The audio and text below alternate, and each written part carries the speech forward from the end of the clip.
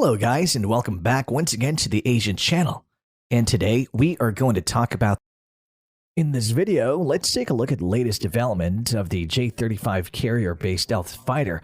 More specifically, we'll look into the use of its intended engine, the WS-19. The WS-19 is really the designated engine for the J-35. But since the engine is still under development, the current prototype of the J-35 is using the non-stealthy RD-93 Russian engine. It seems the engine is finally mature and close to serial production, just like the newer J-20 produced that's finally using its intended WS-20 engine. Today, let's take a look at some of the photo evidence the J-35 is using the WS-19. And let's also take a look at how the new engine improves the J-35. Obviously, the WS-19 would allow the J-35 to super cruise without using afterburner.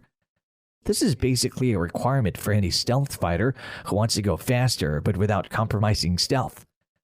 This is achieved by the very stealthy F-22 and also the J-20. Meanwhile, this is something cannot be done by the single-engine F-35.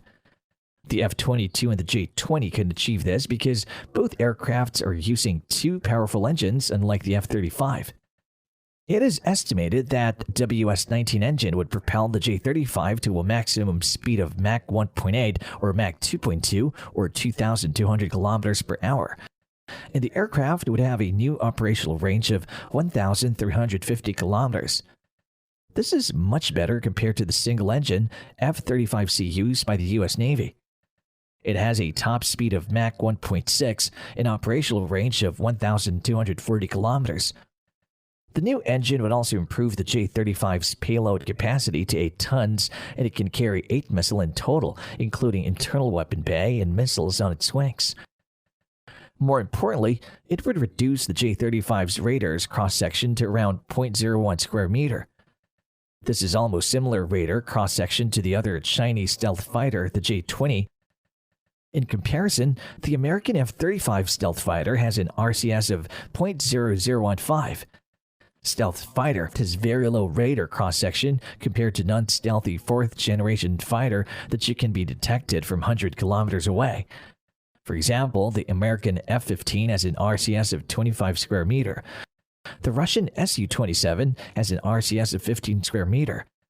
The F-16 has an RCS of 5 square meter. The F-18 has an RCS of 1 square meter, similar to the Chinese J-10C, which has also an RCS of 1 square meter. Recently, a J-35 model was seen on the deck of the Chinese 3rd aircraft carrier, the Fujian. The Fujian is equipped with a catapult system to launch an aircraft, while the Shenyang and Liaoning uses older-style skip jump to launch an aircraft into the air. The stealthy J-35 is expected to be the future fighter used by the Fujian and other future Chinese catapult aircraft carrier because of its smaller size compared to the J-15. It would allow the Chinese aircraft carrier to carry more aircraft.